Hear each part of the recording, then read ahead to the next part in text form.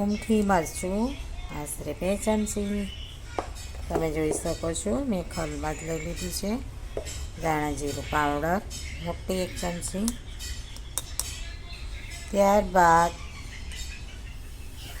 Antibiotic હળદર, જેનો ઉપયોગ બધામાં જ કરીએ છીએ અને સબ્જીમાં તો ખાસ।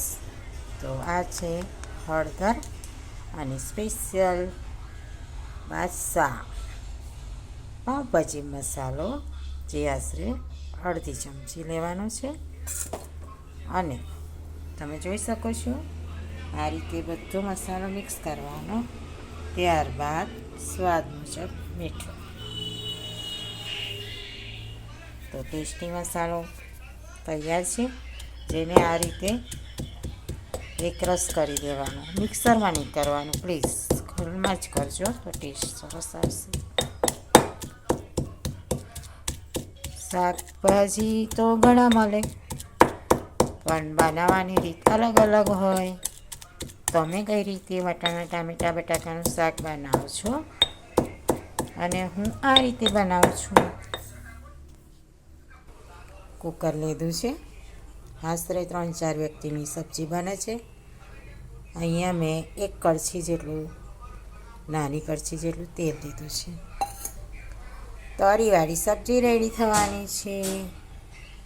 ગાર્નિશિંગ માટે ધાણા, રસાવાળી સબ્જી રાઈસ ખીચડી સાથે લઈ શકો છો। તેલ તપે એટલે એમાં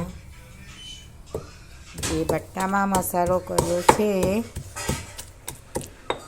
તે શેકવા માટે લેવો। શેકાઈ ગયા બાદ આશરે અડધો કપ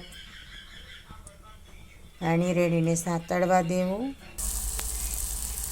આ રીતે ચટણી સાતળવા દેવી।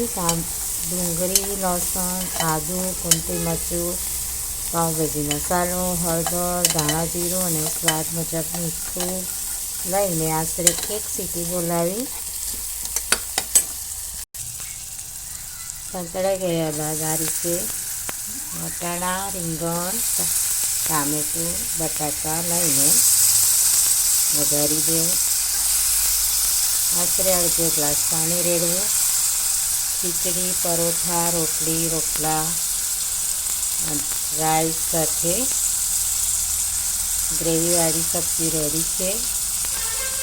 તો તૈયાર છે વટાણા ટામેટાં બટાકાની સબ્જી।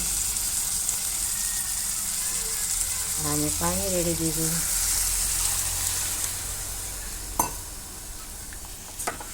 હવે 1 વિસલ વગાડીને ધાણાથી ગાર્નિશ કરીને સર્વ કરીશું। Thank you.